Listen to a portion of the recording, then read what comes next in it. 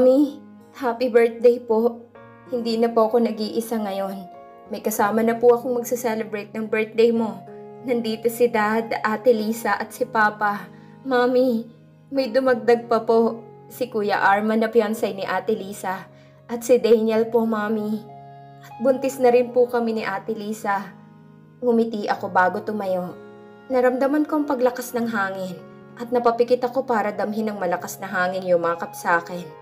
I love you, Mommy. Ngumiti ako bago bumaling sa kanila. Lumapit ako dito at umupo sa tabi ni Daniel. Inalalayan niya ako bago makaupo sa blanket. Hinaplos ko ang tiyan ko. 1 buwan na ang nakalipas at 2 buwan na ang tiyan ko pero parang mas malaki ata ang tiyan ko kaysa sa tiyan ni ate. Nung 2 months pa ang tiyan niya. Baka siguro sa kinain ko din ito.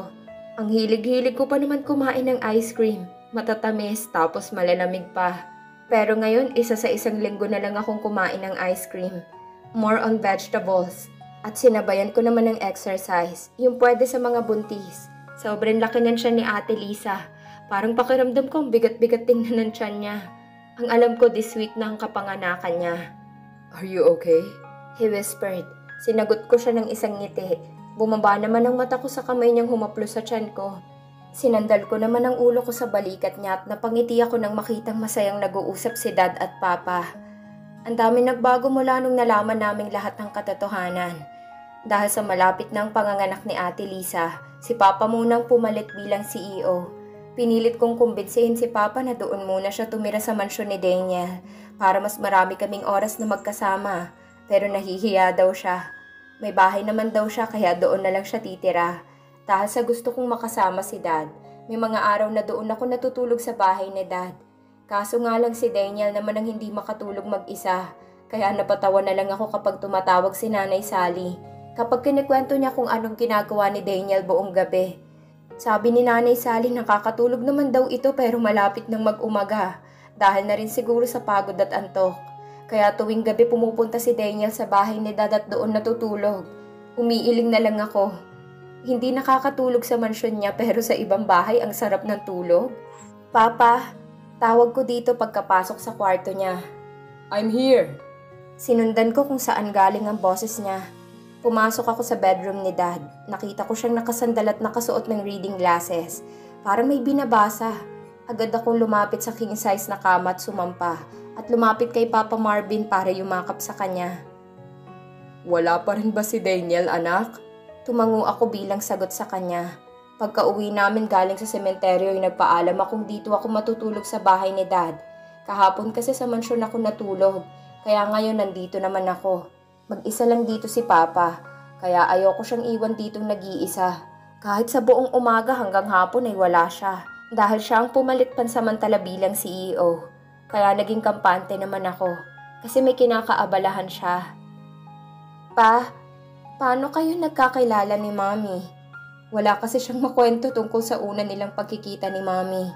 Ang alam ko lang ay isang love story ang kwento nila Dad and Mom. Kahit hindi man sila nagkatuluyan, nagkalayo man sila at nawala man si Mommy, mahal pa rin nila ang isa't isa. Hindi naman kapag isang love story ay may masayang ending. May mga bagay kahit gaano pa natin ito kagusto.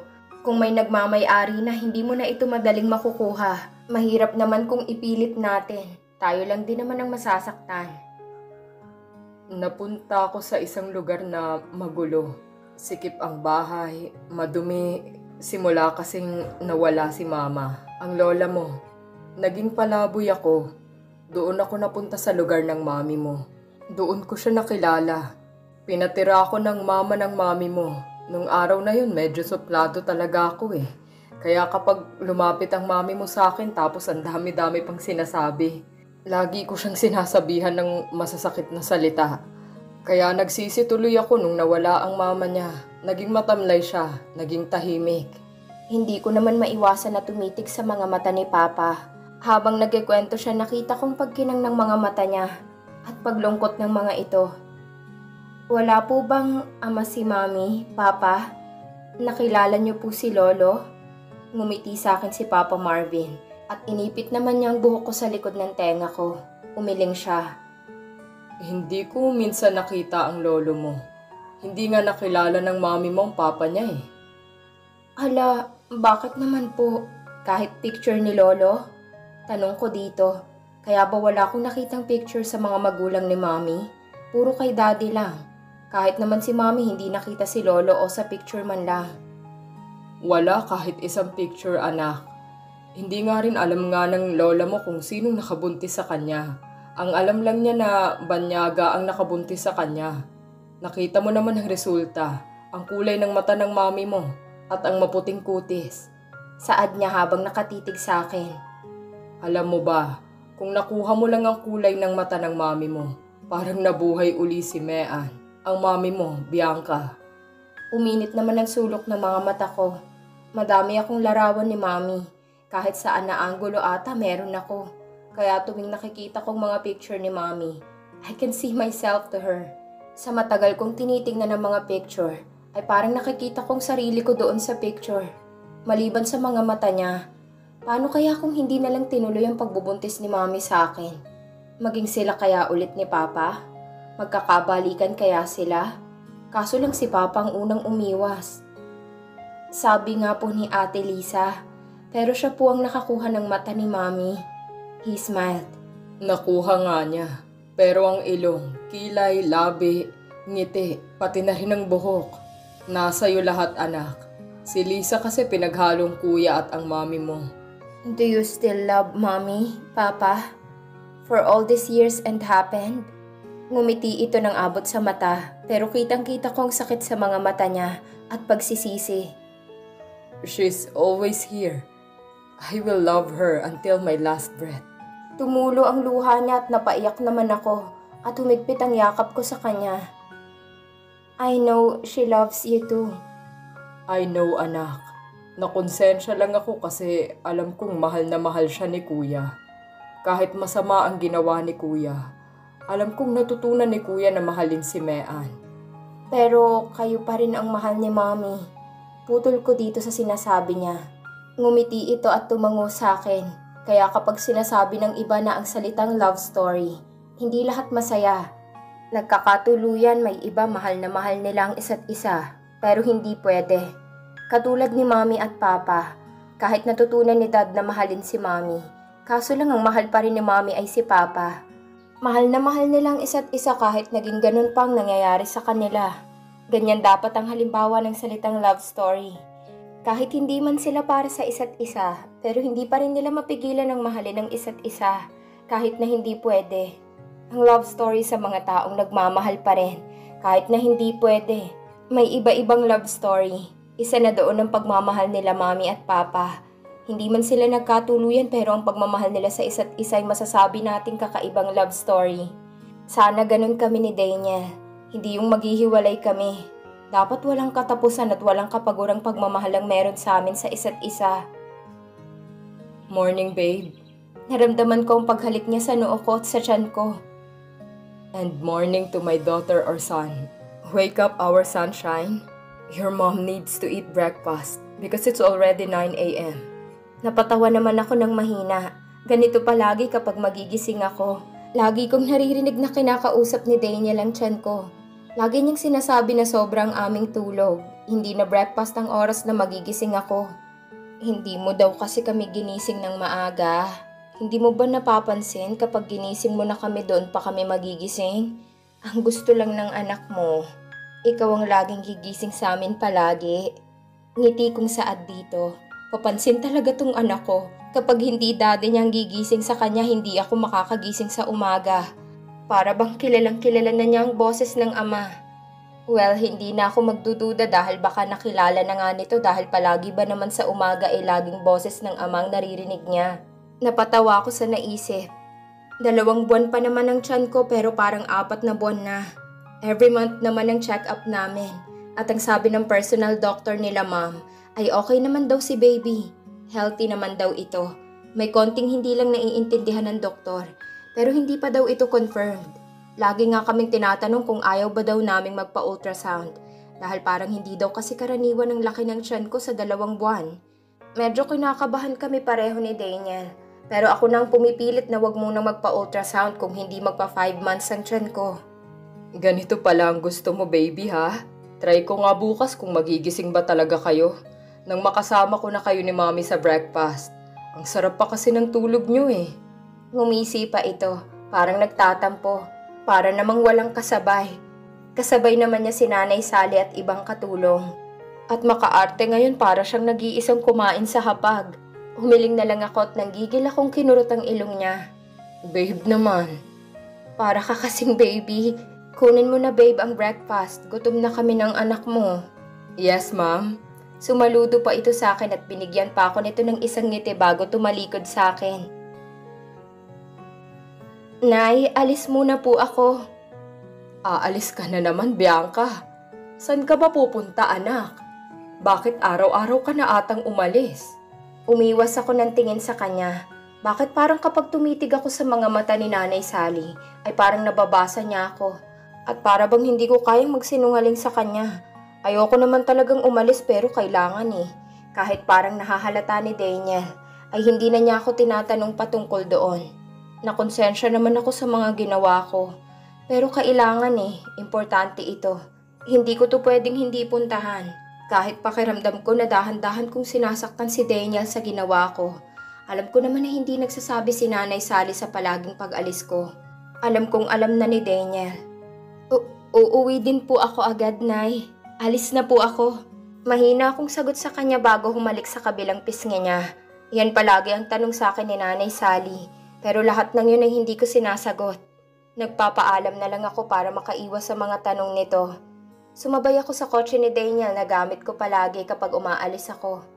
Ewan ko kahit alam ni Daniel pero bakit hindi pa niya tinatago ang susi ng kotse niya. Nandun pa rin ito sa dating lagayan. I'm sorry kung nasasaktan na kita. Kailangan lang talaga. Wika ko sa sarili. Sinalinan ko ulit ang basong may alak. Ininom ko itong parang tubig. Ang isang basong ram na alak. Lumabo naman ang tingin ko sa cellphone ko. Nakita kong pag-andar ng kotse ko palayo ng mansyon. Tumulo ang luha ko sa cellphone at sa sobrang galit ko, tinapon ko ng malakas ang cellphone ko. Sa pagbagsak ng cellphone ko ay umi-echo ito sa buong office ko. Marahas at sunod-sunod ang paghinga ko. Parang may nanakit sa puso ko ng paulit-ulit. Laging ganito na lang ang eksena kapag umalis ako sa mansyon. At laging ganito ang eksena kapag nandito sa kumpanya. Tuwing uuwi ako, pinipilit kong kalimutan ang natuklasan ko. Pinilit kong sarili ko na okay lang. Pero kahit sobrang nauubos na ang puso ko sa sakit, galit at awa sa sarili, bakit parang ang hibang ko sa pag-ibig? Bakit sobrang manhid ko na? Dahil ba sa kanya? Bakit takot na takot ako kapag nawala siya sa akin? Takot na takot akong marinig at malaman mula sa kanya na mahal niya pa rin ang boyfriend niya hanggang ngayon. Napapikit ako ng mariin at napahigpit ang paghawa ko sa baso. Bianca, please. Mahalin mo naman ako. Naiiyak kong saad sa sarili. Umiwas ako ng tingin kay Daniel. Nabigyan niya ako ng matamis na ngiti. Umayos naman ako ng upo sa kama at inayos ang buhok ko at nilagay sa likod ko. I'll just take a shower. You can sleep now. Saad niya habang busy sa pagtanggal ng botones ng white long sleeve na suot niya. I'll wait until you finished. I'm still not sleepy anyway. Tumango lang siya bago inalis ang damit niyang pang-itaas. Kahit naka-side view lang siya, kitang-kita kong ganda ng katawan niya. Napalunok ako at umiwas ng tingin. Hinaplos ko ang tiyan ko at narinig ko na lang ang pagbubukas at sarado ng pinto ng shower. Nakahinga ako ng mabuti pagpasok niya sa shower. Napahikab naman ako at unti-unti nang pipikit ang mata ko dahil sa antok. Bakit ang tagal naman ni Daniel sa loob ng shower? Dati-dati naman ang bilis lang niya. Bakit ngayon? Bakit parang ang tagal-tagal niya? Umayos ako sa pagkakasandal sa kama at ilang beses na kinurap-kurap ang mata para mawala ang antok. Ilang minutong nakalipas ay napaayos ako uli ng upo nang bumukas ang pinto ng shower. Can't sleep? Umiling ako bago bilang sagot. Ayoko naman magsinungaling sa kanya na hindi ako makatulog. Kabaliktaran nga ata eh. Gustong-gusto ko nang humiga sa kama at ipikit ang mata. Kaya lang gusto ko siyang makausap. Kaninang umaga umasa pa naman ako na si Daniel ang gigising sa amin. Pero gutom ang gumising sa akin. Pagkababa ko ang sabi ni Nanay Sally, maaga daw umalis si Daniel. Naiintindihan ko naman, baka may problema ang company and he needed to go there. Kaya maaga siyang umalis. While I understand because he's the CEO, he must be to go there. Are you avoiding me, Daniel? Sumunod ang tingin ko sa kanya. Binuksan niya ang walk-in closet para maghanap ng maisusuot niya. I'm not. He said with the cold voice of him. Bumuntong hininga ako bago umiwas ng tingin. I keep myself silent until he finished dressing. He wore a white V-neck shirt and black pajamas. Matulog ka na, Bianca. It's already late. Pupunta muna ako ng library. I need to finish something. Yumuko lang ako. I heard the doors open and closed. Doon na kusang tumulo ang luha ko sa muka. He called to me. Hindi niya na ba ako mahal? May iba na ba siyang babae? You're here, Bianca. May problema ba, anak? Simula na naging okay na ang lahat ay unti-unting naging mabuti ang relasyon namin ni Dad. He has lots of improvement. He called me anak na. And his tone of voice is more calmly and sweet. Well, Dad changes a lot. Umiiling ako dito. Lumapit ako dito at humalik sa kaliwang pisngi ni Dad. I'll just check ate, Dad, I answered. Okay naman ang ate. Medyo sumakit lang nga ang tiyan niya. Pero dapat anak, nagpahinga ka na lang. Umupo ka muna dito. Pupunta din naman ang Papa Marvin mo. Sumabay ka na lang pauwi sa kanya. I asked the personal doctor ni Mommy. She said it's a normal, lalo na dahil malapit na si ate manganak. Tumango si Dad. I know, anak. Ganon din kasi ang mami niyo nung malapit na niya kayong isilang.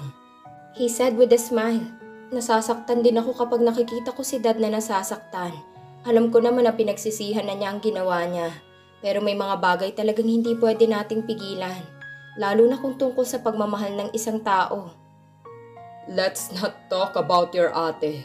How about you, anak? Okay lang ba kayo ni Daniel? Isang buwan na lang matatapos ng agreement niyo. What is your plan? Nagkibit-balikat naman ako. Pumasok ang isang katulong sa living area at nag-serve ng isang vegetables dessert at 1 glass of milk. I don't know, Dad. Mahina akong sagot sa kanya. Why? Do you still love your boyfriend? Nagulat naman ako sa saad ni Dad. Boyfriend? Does he know? But how? Nanlaki ang mga mata ko habang nakatingin kay Dad. He smiled at me. Kahit tingin mo wala akong pakialam, I know everything, Bianca. Kahit galit ako sa'yo, nangingibabaw pa rin sa akin na isa kitang anak. Napangiti ako dito at napaiyak. Dad, kahit alam ko ng sagot, pero bakit po hindi kayo nakakapunta lagi sa birthday ko? I'm still hurting, Bianca. Pero ang gusto ko rin na ang unang makakasama mo sa birthday mo ay ang totoo mong daddy. Napatango ako dito. He's still hurting and I understand. Hindi naman natin nadidiktahan ng puso na tumigil na masaktan at makalimot. At dito na po nagtatapos ang kabanata ng ating kwento. Please like, share, subscribe for more updates. Maraming salamat po.